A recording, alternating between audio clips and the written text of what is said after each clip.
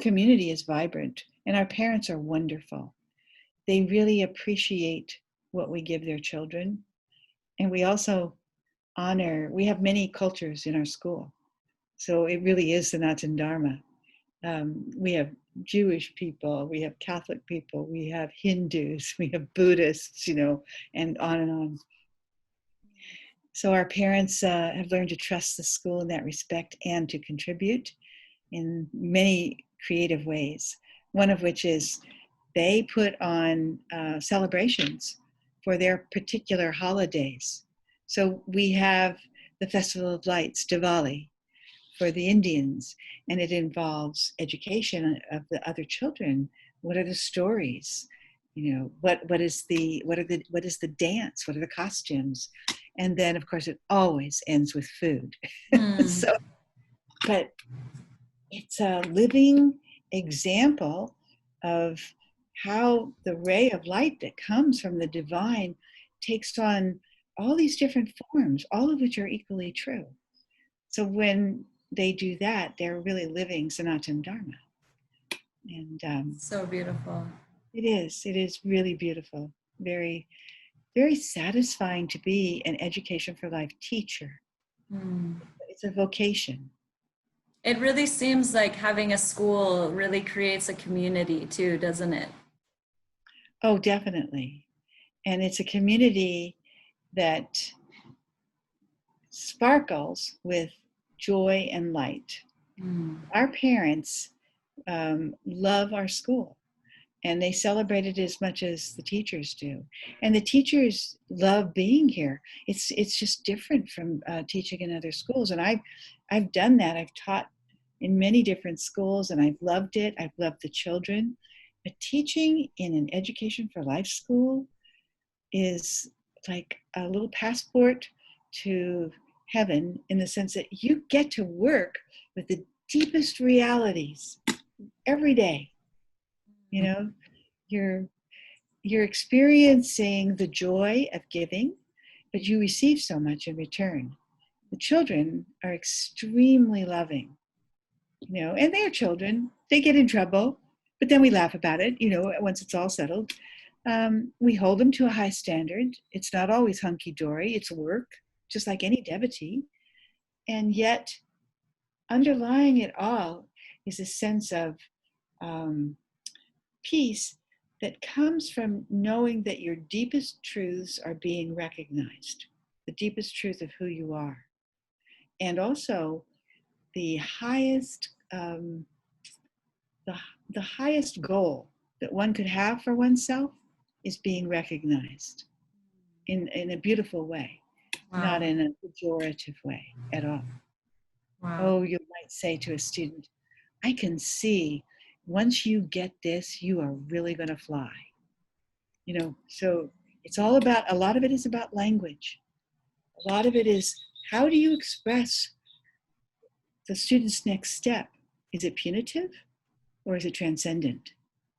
So transcendence, really, that ability to be the best you can be, is articulated in many, many different ways, especially our school rules. Your school what? Rules. Rules, okay. You go online and you see them. They're all spiritual principles, really, but they're rules. Two of them, the two that we really emphasize in the lower grades, are, number one, choose happiness. And that means when you get out of bed on the wrong side, you can change your energy. Think about that. And it's not about timeout.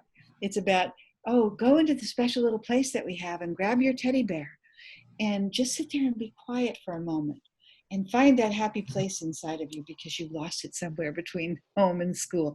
You know what I'm saying? Yeah. And they do it because there's all the support for it. And then that translates over and over again at ever more sophisticated levels, so that children in middle school, we can challenge them to be happy and to think of what we mean. And then the other one is practice kindness. And we have parents who take our school rules to work and post them in their offices, because they are universal and they are not age related. Mm. Practicing kindness is all about being a good friend. It's all about being receptive to whoever's in front of you, whether it's a teacher or another student. It's about solving the problem in a game so that other kids can enjoy themselves. You know, it's an extremely deep spiritual principle, but it's so simple to articulate, not so simple to do. It's But so it beautiful. conflict resolution, along with it. So two children get into it, and then the teacher will take them through a conflict resolution. And ultimately, it's about, well, you can't enjoy yourself if the other person is enjoying themselves. And that's the first rule, enjoy yourself. So, these are all very layered rules. It seems so practical too at the same time. It's so practical, yet these are values that, are going to be ingrained in them for the rest of their lives. Beautiful values. It's just amazing. Yes. It's, sometimes when I'm in another school and I notice their school rules, I feel for the children because it's like no chewing gum, no running in the halls. It's all about no. Yeah. And we're about yes, yes to life, affirm the good. Makes all the difference. Amazing.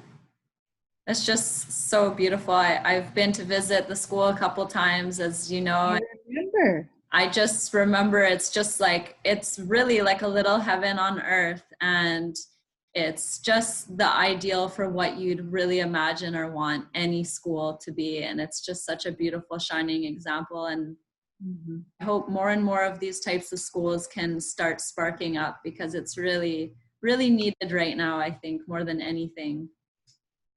Yes, teachers are looking for alternatives and also for systems, educational systems that support the humanity of the child in front of you more than just the intellect.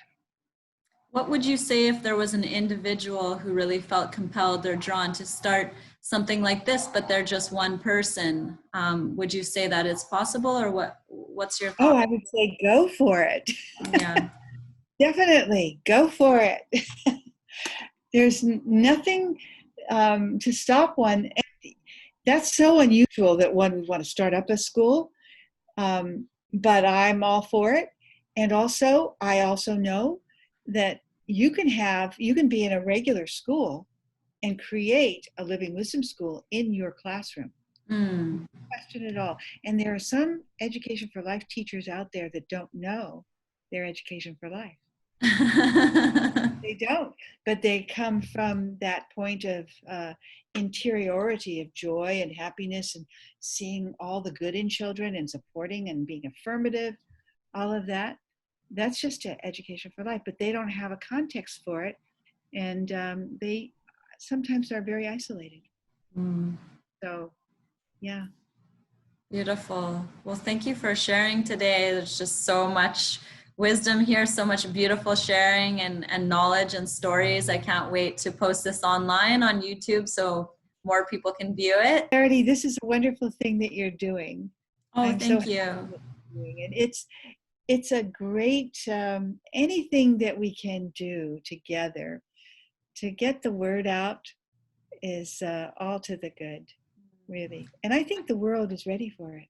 I think so too. I think the timing is really here, and it just feels like it feels so great right now to be working on this project. So, well, thank you so much, Helen. I really appreciate you taking time out. I know you're very busy. You have a lot going on there. So, well, you just caught me at that crux moment.